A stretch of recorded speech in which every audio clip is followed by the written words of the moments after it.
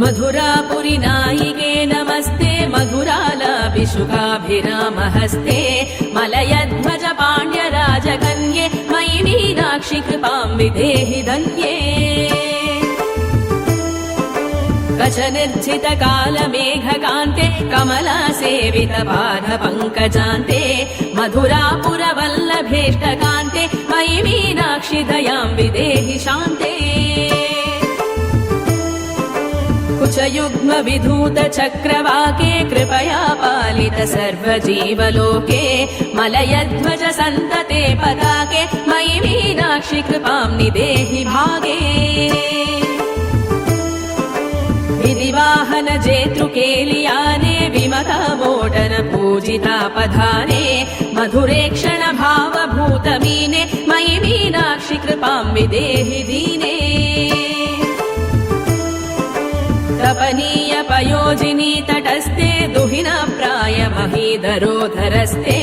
मदनारि परिग्रहे कृतार्थे मयि मीनाक्षि कृपां निदेहि साते कलकीरकलोक्तिनाथ दक्षे कलितानेक जगन्निवासि रक्षे मदनाशु कहल्लकान्तपाणे मयि मीनाक्षि कृपां कुरु प्रवीणे मधुवैरि विरिञ्च मुख्य सेव्ये मनसा भावित चन्द्रमौळि सव्ये तरसा परिभूत यज्ञ हव्ये मयि मीनाक्षि कृपां विदेहि भव्ये जगदम्ब कदम्ब मूलवासे कमलामोद मुखेन्दु मन्दहासे मदमन्दिर चारु दृग्विलासे मयि मीनाक्षि कृपां विदेहि दासे पठतामनिशं प्रभातकाले मणिमालाष्टकमष्टभूतिदायी घटिका शतचातुरीं प्रदद्यात् करुणापूर्णकटाक्ष सन्निवेशात् मधुरापुरी नायिके नमस्ते मधुरालाभिषुकाभिरामहस्ते मलयध्वज पाण्ड्यराजकन्ये मयि मीनाक्षि कृपां विदेहि धन्ये कचनिर्जितकालमेघकान्ते कमलासेवितपादपङ्कजान्ते मधुरापुरवल्लभेष्टकान्ते मयि मीनाक्षि दयां विदेहि शान्ते कुचयुग्म विधूत चक्रवाके कृपया पालित सर्वजीवलोके मलयध्वज सन्तते पताके मयि मीनाक्षि कृपां निदेहि भागे विधिवाहन जेतृकेलियाने विमतामोदन पूजितापधाने मधुरेक्षण भावभूतमीने मयि मीनाक्षि कृपां विदेहि दीने तपनीय पयोजिनी तटस्थे दुहिन प्राय महीधरोधरस्थे मदनारि परिग्रहे कृतार्थे मयि मीनाक्षि कृपां निदेहि साते कलकीरकलोक्तिनाथ दक्षे कलितानेक जगन्निवासि रक्षे मदनाशु कहल्लकान्तपाणे मयि मीनाक्षि कृपां कुरु प्रवीणे मधुवैरि विरिञ्च मुख्य सेव्ये मनसा भावित चन्द्रमौळि सव्ये तरसा परिभूत यज्ञ हव्ये मयि मीनाक्षि कृपां विदेहि भव्ये जगदम्ब कदम्ब मूलवासे कमलामोद मुखेन्दु मन्दहासे मदमन्दिर चारु दृग्विलासे मयि मीनाक्षि कृपां विदेहि दासे पठतामनिशं प्रभातकाले मणिमालाष्टकमष्टभूतिदायी घटिका शतचातुरीं प्रदद्यात् करुणापूर्णकटाक्ष सन्निवेशात् मधुरापुरी नायिके नमस्ते मधुरालाभिषुकाभिरामहस्ते मलयध्वज पाण्ड्यराजकन्ये मयि मीनाक्षि कृपां विदेहि धन्ये कचनिर्जितकालमेघकान्ते कमलासेवितपादपङ्कजान्ते मधुरापुरवल्लभेष्टकान्ते मयि मीनाक्षि दयां विदेहि शान्ते कुचयुग्मविधूत चक्रवाके कृपया पालित सर्वजीवलोके मलयध्वज सन्तते पताके मयि मीनाक्षि कृपां निदेहि भागे विधिवाहन जेतृकेलियाने विमलमोटन पूजितापधाने मधुरे क्षण भावभूतमीने मयि मीनाक्षि कृपां विदेहि दीने तपनीय पयोजिनी तटस्थे दुहिन प्राय महीधरोधरस्थे मधनारि परिग्रहे कृतार्थे मयि मीनाक्षि कृपां निदेहि साते कलकीरकलोक्तिनाथ दक्षे कलितानेक जगन्निवासि रक्षे मथनाशुकहल्लकान्तपाणे मयि मीनाक्षि कृपां कुरु प्रवीणे मधुवैरि विरिञ्च मुख्य सेव्ये मनसा भावित चन्द्रमौळि सव्ये तरसा परिभूत यज्ञ हव्ये मयि मीनाक्षि कृपां विदेहि भव्ये जगदम्ब कदम्ब मूलवासे कमलामोद मुखेन्दु मन्दहासे मधमन्दिर चारु दृग्विलासे मयि मीनाक्षि कृपां विदेहि दासे पठतामनिशं प्रभातकाले मणिमालाष्टकमष्टभूतिदायी घटिका शतचातुरीं प्रदत्या करुणापूर्णकटाक्ष सन्निवेशात् मधुरापुरि नायिके नमस्ते मधुरालाभिषुकाभिरामहस्ते मलयध्वज पाण्ड्यराजकन्ये मयि मीनाक्षि कृपां विदेहि धन्ये कचनिर्झितकालमेघकान्ते कमलासेवितपादपङ्कजान्ते मधुरापुरवल्लभेष्टकान्ते मयि मीनाक्षि दयां विदेहि शान्ते कुचयुग्मविधूत चक्रवाके कृपया पालित सर्वजीवलोके मलयध्वज सन्तते पताके मयि मीनाक्षि कृपां निदेहि भागे विधिवाहन जेतृकेलियाने विमलमोटन पूजितापधाने मधुरे क्षण भावभूतमीने मयि मीनाक्षि कृपां विदेहि दीने तपनीय पयोजिनी तटस्थे दुहिन प्राय महीधरोधरस्थे मधनारि परिग्रहे कृतार्थे मयि मीनाक्षि कृपां निदेहि साते कलकीरकलोक्तिनाथ दक्षे कलितानेक जगन्निवासि रक्षे मथनाशुकहल्लकान्तपाणे मयि मीनाक्षि कृपां कुरु प्रवीणे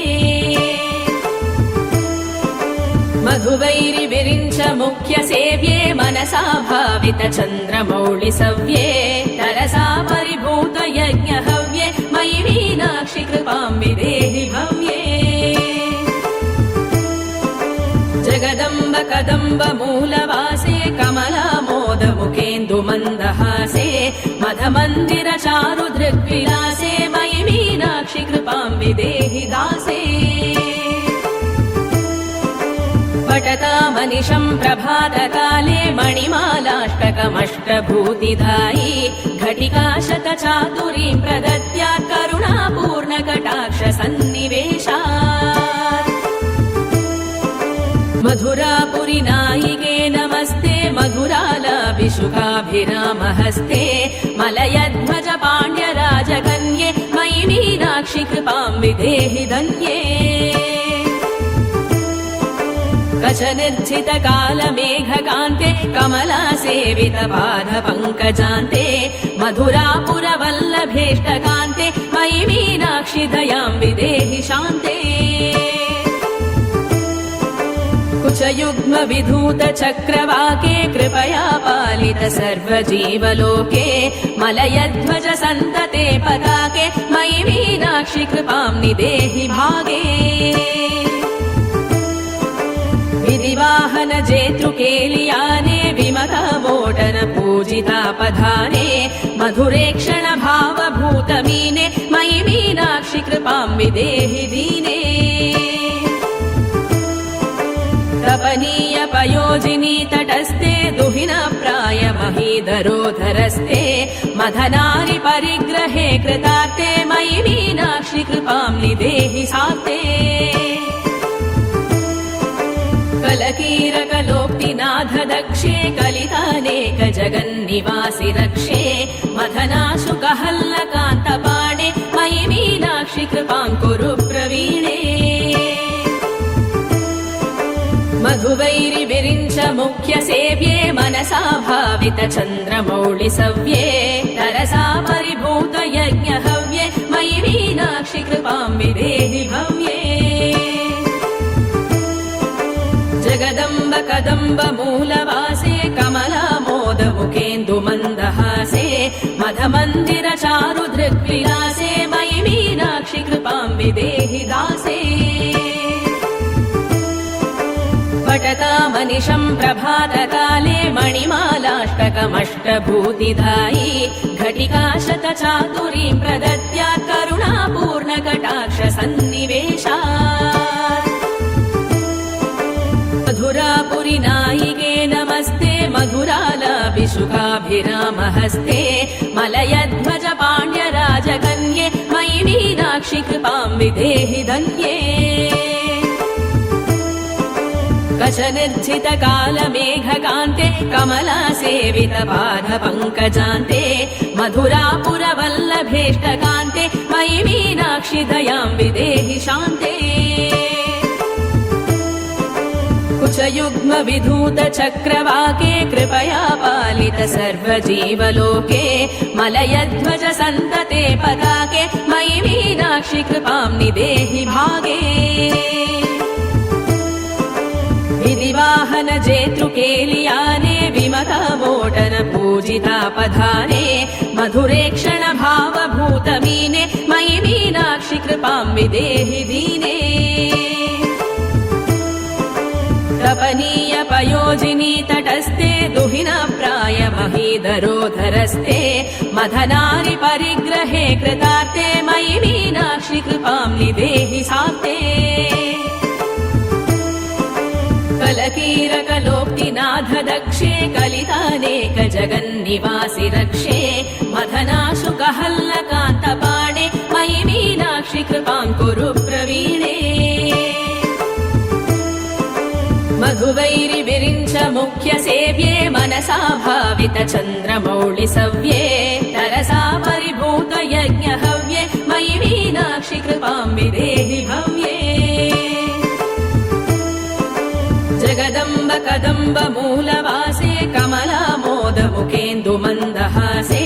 मदमन्दिर चारु दृग्विलासे मयि मीनाक्षि कृपां विदेहि दासे पठतामनिशं प्रभातकाले मणिमालाष्टकमष्टभूतिदायी घटिकाशतचातुरीं प्रदद्यात् करुणापूर्णकटाक्ष सन्निवेशात् मधुरापुरि नायिके नमस्ते मधुरालाभिषुकाभिरामहस्ते मलयध्वज पाण्ड्यराजकन्ये मयि मीनाक्षि कृपां विदेहि धन्ये कचनिर्जित कालमेघकान्ते कमलासेवित पादपङ्कजान्ते मधुरापुरवल्लभेष्टकान्ते मयि मीनाक्षि दयां विदेहि शान्ते कुचयुग्म विधूत चक्रवाके कृपया पालित सर्वजीवलोके मलयध्वज सन्तते पताके मयि मीनाक्षि कृपां निदेहि भागे विवाहन जेतृकेलियाने विमतमोटन पूजितापधाने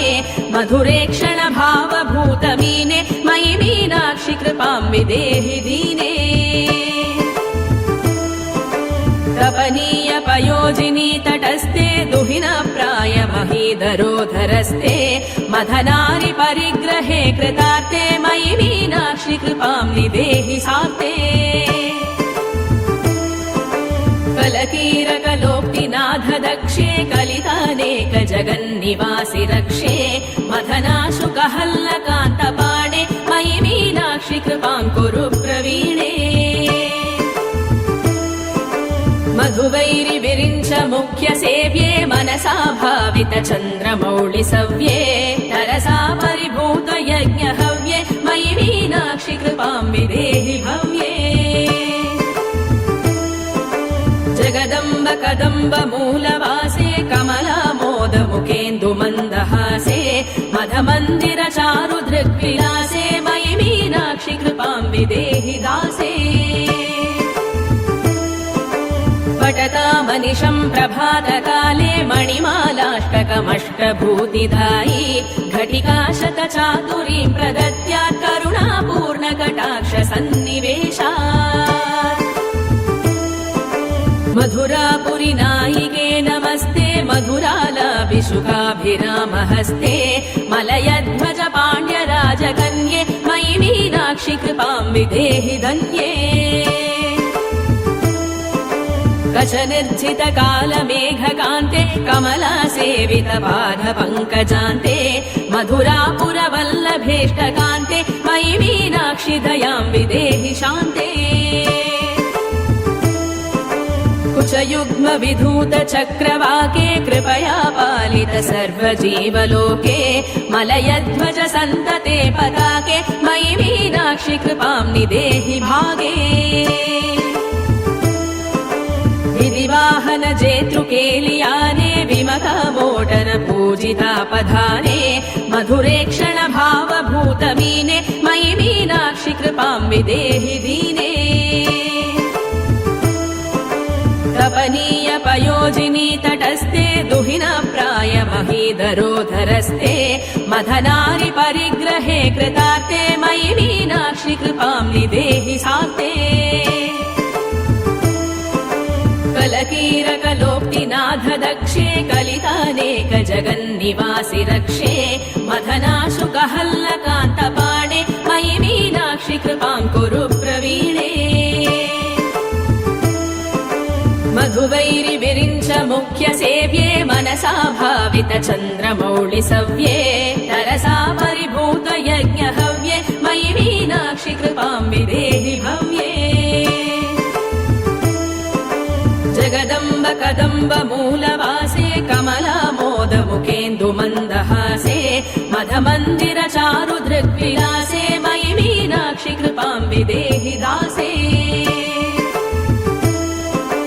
पठतामनिशं प्रभातकाले मणिमालाष्टकमष्टभूतिदायी घटिका शतचातुरीं प्रदद्यात् करुणापूर्णकटाक्ष सन्निवेशात् मधुरापुरि नायिके नमस्ते मधुरालाभिषुकाभिरामहस्ते मलयध्वज पाण्ड्यराजकन्ये मयि मीनाक्षि कृपां विदेहि धन्ये